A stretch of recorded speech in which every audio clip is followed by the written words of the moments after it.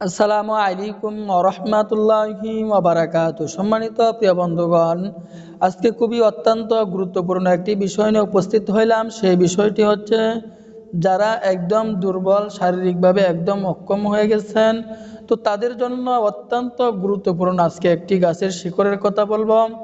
যে সকল ভাইরা একদম দুর্বল হয়ে গেছেন, প্রিয়জনকে আপনি সময় দিতে পারতেছেন না, এই নিয়ে পরিবারের ভিতরে অনেক অশান্তি সৃষ্টি হচ্ছে, পরিবার ভেঙে যাওয়ার একদম উপক্রম হয়ে যাচ্ছে, যে একদম আপনার নিস্তেজ হয়ে গেছে, একদম একদম আপনার ঢিলাঢালা হয়ে গেছে, প্রিয়জনকে আপনি সময় দিতেই পারতেছেন না।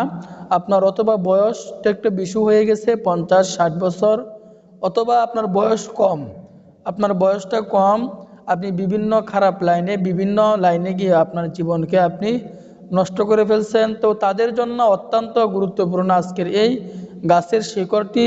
তো আজকের এই গাছের শিকড়টি আমি যে নিয়মে বলে দিব, এই নিয়মে যদি আপনি সেবন করতে পারেন তাহলে অবশ্যই অবশ্যই আপনার উপকার হবে, এবং আপনি অন্য মানুষকেও এই গাছের শিকড়টি খাওয়ার জন্য উৎসাহিত করবেন। তো আমরা প্রথমে এই গাছটিকে চিনে নিব, এবং এই গাছটি কোথায় পাবো এবং কোন নিয়মে খাবো এর বিস্তারিত বলে দিব ইনশাল্লাহ। দেখুন, অনেক ভাইয়েরা বলে গাছের কোনো ক্ষমতা নাই, আমি বলবো তাদের কোনো ঈমান নাই। যে ডাক্তার বলেন, কবিরাজ বলেন, ইঞ্জিনিয়ার বলেন, সকলেই কিন্তু এই গাছ থেকে তারা ওষুধ তৈরি করে।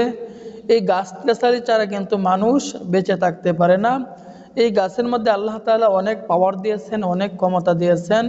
গাছ কখনো বেঈমান হয় না, মানুষ বেঈমান হতে পারে। এবং আমাদের যে রোগটা হয়েছে, এই রোগটা হওয়ার পরে আল্লাহ তাআলার কাছে কিছু নফল নামাজ পড়ে আমাদেরকে চাইতে হবে। চাওয়ার মতো চাইলে আল্লাহ তাআলা কখনোই আমাদেরকে খালি হাতে ফিরাবেন না। আর রোগ নিয়ে কখনোই হেলা করব না, রোগ নিয়ে কখনোই হেলা করব না। রোগ নিয়ে হেলা করব তো দেখবেন আস্তে আস্তে বড় আকার ধারণ করবে, যা আপনার আয়ত্তের বাইরে চলে যাবে, যা আপনার কল্পনার বাইরে চলে যাবে, আপনি জীবনেও কখনো কল্পনাও করতে পারবেন না। এই জন্য রোগ হলে অভিজ্ঞ কোনো হাকিমের কাছে যাবেন এবং সেই অনুযায়ী আপনি ওষুধ সেবন করবেন। আর যদি তা না পারেন তাহলে আপনি আমাদের সাথে যোগাযোগ করবেন, কন্ট্যাক্ট করবেন, আপনাকে ভালো একটি পরামর্শ দেওয়ার জন্য চেষ্টা করব ইনশাল্লাহ। তো আমরা দেরি না করে মূল আলোচনায় চলে যাই। তো এই গাছটির নাম আমি প্রথমে বলতেছি, এই গাছটির নাম হচ্ছে আপনার জোয়ান পীর গাছ। গাছটির নাম আমি আবারও বলতেছি, এই গাছটির নাম হচ্ছে আপনার জোয়ান পীর গাছ। তো এই গাছটি আপনি পাবেন কোথায়? এই গাছটি আপনি রাস্তার আশেপাশে পর্যাপ্ত পরিমাণে হয়ে থাকে। তো এই গাছটি আপনার রাস্তার আশেপাশে দেখবেন পর্যাপ্ত পরিমাণে হয়ে থাকে। তো রাস্তার আশেপাশে থেকে এই গাছটি আপনি, এই গাছের যে মূল শিকড়টা থাকে, ওই মূল শিকড়টা থেকে আপনাকে 1 থেকে 1.5 ইঞ্চি শিকড় আপনাকে সংগ্রহ করতে হবে। 1 থেকে 1.5 ইঞ্চি শিকড় যখন আপনি সংগ্রহ করে ফেলবেন, সংগ্রহ করার পরে এই 1.5 ইঞ্চি শিকড়টাকে আপনি ভালো করে ধৌত করে নেবেন। ভালো করে ধৌত করার পরে এরপরে আপনার দ্বিতীয় নাম্বার কাজ হচ্ছে আপনি তরতাজা সুন্দর একটি ক্লিন একটি পান নেবেন।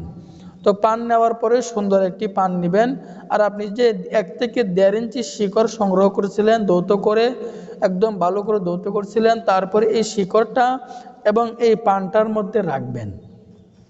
এই পানটার মধ্যে রাখার পরে এই পানের মধ্যে আপনি অল্প পরিমাণে আপনি 6 থেকে 7টি অথবা 10টি কালো জিরা ওই পানের মধ্যে আপনি দিয়ে দিবেন, শিকড়টা সহ আপনি দিয়ে দিবেন।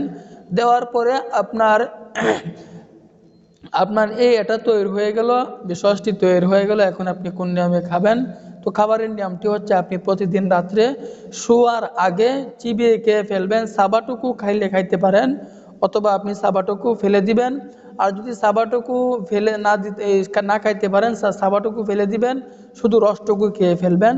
এভাবে 1 সপ্তাহ পর্যন্ত আপনি এই গাছের শিকড় এভাবে খান, দেখবেন আপনার ভিতরে অনেক পাওয়ার চলে আসবে, অনেক ক্ষমতা চলে আসবে। আপনি অন্য মানুষকেও এটি খাওয়ার জন্য উৎসাহিত করবেন।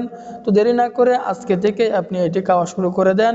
তো আল্লাহ তাআলা আমাদের সকলকেই বোঝার তৌফিক দান করুন, আমিন।